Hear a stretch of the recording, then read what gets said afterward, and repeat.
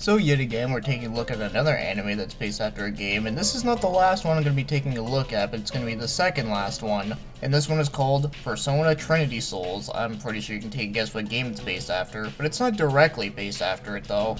But it's an after story to the game Persona 3. So for anyone watching this that actually really knows me well enough, well, you already know that I actually love the Persona series. So I am very familiar with its setting, although this is not directly based after it, so of course I'm not going to be making big comparisons. But I will talk about some similarities when I get there.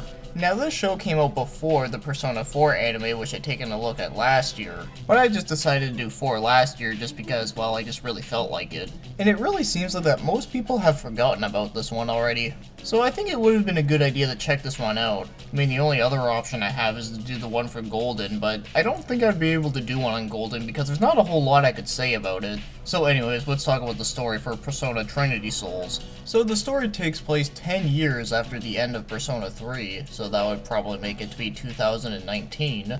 Now the location is Japan, but it's not in the same city. It's actually in a new city called Ayanagi. So the two main characters are brothers, and they happen to be Shin and Jun. And they are now living with their much older brother named Ryo, and he happens to be a chief police officer. So it seems like a bunch of weird shit is happening, like a submarine mysteriously disappearing, and a lot of strange cases of people turning inside out, which is just painful to imagine. And the whole apathy syndrome is actually coming back, which the city has just recovered from that because, as you know, that was a big thing that was happening within the game. So Shin ends up meeting other people at his new school that happen to be, and he's a very easygoing guy, and he happens to have a very noticeable afro. And he always wants Shin to do the shadow extraction on him because to him it feels good. So you're probably thinking, what the fuck is that shit? So what it does is that it allows you to forcefully take out your persona. But because it makes him have less stress, he's pretty much uses it like a drug. Which is weird, I guess, but I don't know, maybe he should try masturbating next time. And then there's Megumi. She is a very straightforward type, and she's also a part of the street dance club. Now, she doesn't like the whole idea about the whole shadow extraction, but she pretty much has to put up with it anyway. And finally, there's Kanaru. She is very timid and has a hard time speaking out her true feelings, but she does have a lot of interest for the shadow extraction just because it seems interesting to her. So some of the strange stuff that I already mentioned always happen around these four, but then once they learn that they all have personas and what they all do, so eventually they realize that there is a group called the Outsiders, and they like to wreak a bunch of havoc by stealing a lot of people's personas. And the reason why they're trying to steal a bunch of personas is so they can make one big calamity. And Ryo is really unaware of this, so of course he's not much help. But he does get a little bit of info with someone that you may already recognize, and his name happens to be Akihiko Sanada. You know the one who is obsessed with protein and loved boxing. He was one of the main characters of the game. So yeah, he actually makes an appearance in this show, although it is unfortunate that he's the only party member from Persona 3 that actually reappears here. But the other character that does show his face is Igor.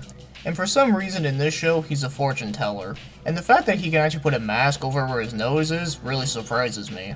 Now, I don't want to get too much into it, but it seemed like a lot of people complained about him being his fortune teller. Because didn't he only say that he only exists between mind and matter?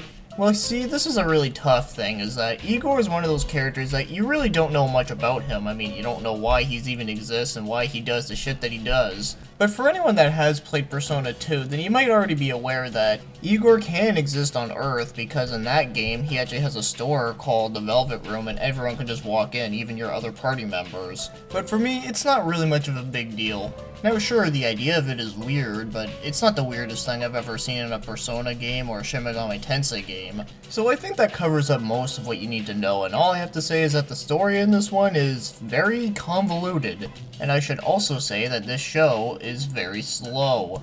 Now a show like this being slow at times is alright, but I always find that there's a whole lot of nothing going on. It's almost like it's so slow, it's almost like snail shit. Okay, it kinda sounds like I'm bagging on this one, but here's the thing though. I don't actually hate the story, it's just not great. And like I said about it being convoluted, I actually had myself lost a couple times just because I had no idea what the fuck was actually going on. But then after I realized what's going on, it's really nothing all that special. I mean, it seems like one of those shows where, you know, it seems really confusing, then you think like the more you watch it, you're gonna understand it more. Well, in this case, you will understand it, but it's not very satisfying, I find. Now, of course, I don't want to talk about the ending, but I will have to say that the story is just not great, but is it a bad story? To be honest, it's not really that bad either. If I have to say anything, it's really just okay. So overall, it's really just an average one. So let's start moving on to the animation, and all I have to say is that the animation actually does look pretty nice. The settings look pretty good, the personas actually look kinda cool, and the character designs in general are not too bad, but they aren't anything that memorable. And yes, this show does use some 3D effects, but for once it actually doesn't look that cheap. I mean, it doesn't look amazing, but it does look damn better than everything else that I've seen up until this point. Well, in this feature anyways, because I still find that the Black Rock Shooter anime still has the best looking 3D effects. But overall, I have to say that the animation is actually pretty good. Now as for the music, I actually find the music is really good in this one. It even does have a couple of songs from the game in here, although they're not the original songs, they're actually remixes, but they actually do sound really good. So that's always a nice touch, but as for the original music, well, it actually does sound pretty damn great. So I have to say that the music in this one is probably the best part of it. Now as for the opening theme song, well, there's actually two, and the first one is actually pretty damn awesome. It's very catchy, fast-paced, and I just really like it. But as for the second opening, well, I don't really care for it too much. I mean, it's not awful, but it isn't really great either. But it's just kinda there, so obviously I prefer the first opening. Now as for the voice acting, well, this one never got an English dub, so therefore, you know what I'm gonna say here, I can't judge the quality because I can't speak Japanese or understand it or any of that stuff, so yeah, let's just get moving on. So now, as for the overall score, I'm gonna have to give this one a 5 out of 10. I found it to be very average, so meaning that it wasn't horrible, but it also wasn't amazing. Now I know a lot of people like to hate on this show because it's not as good as the game. Well, when it comes to its story anyway. And I do have to agree that, yeah, the story in this one is definitely not nearly as good as the story within the game. But is it really that awful? No, not really. Now, I know a lot of people like to say stuff about how whenever a series that is, like, very popular, then there's, like, that one thing that they make that's a part of it, and it just happens to not be as good as that last one. A lot of people just say it sucks just because it's not as good as that. I never seem to understand that mentality, mostly because just because something isn't as good as the other stuff doesn't mean that it's just completely awful. Unless they did found it to be completely awful, but as for this one and me, as you know, I didn't think it was awful at all, and I didn't think it was amazing either, I just thought it was okay, mediocre, and nothing special.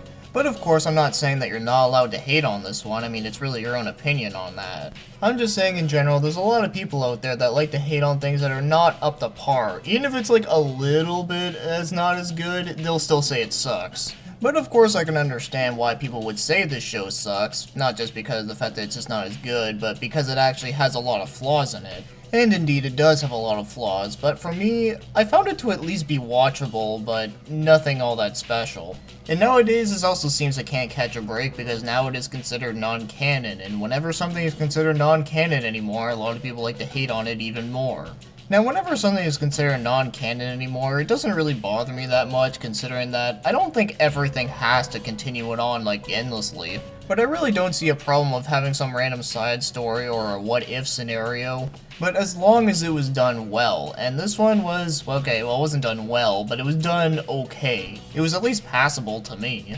I mean, I'd still rather watch this over some of the other crappy stuff I had to look at, such as Final Fantasy Unlimited, the F-Zero anime, and hell, I'd even watch this over Thunderbirds. And even the stuff that I reviewed last year that got less than 4 out of 10, I'd still watch this over any of those. So I think I made my point. It's mediocre, but not terrible. So I guess that clears up everything that's Persona related with an anime. Well, except for Golden, but like I already explained at the beginning, I probably won't ever do a review on it because there's not a lot I can really talk about. So maybe whenever they do one for Persona 5, then we'll probably take a look at that one.